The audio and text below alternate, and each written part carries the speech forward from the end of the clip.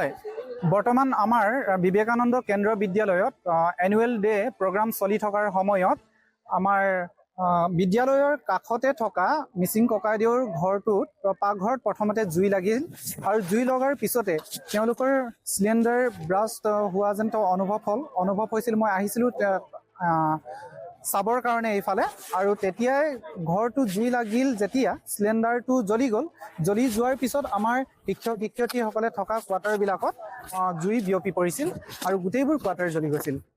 আৰু তেনেকৈ জ্বলি যোৱাৰ পৰৱৰ্তীৰ পিছত আমাৰ যোনটো নেকি বাল বাটিকা 1 আৰু 2ৰ কক্ষটো লাহে লাহে জুই বিয়পিবলৈ ধৰিছিল আৰু সেই সময়তে ফায়াৰ ব্ৰিগেডক খবৰ কৰা হ'ল আৰু খবৰ কৰাৰ পিছতে তেওঁলোকে আহি বৰ্তমান জুই নিবাৰণ কৰিছেহি।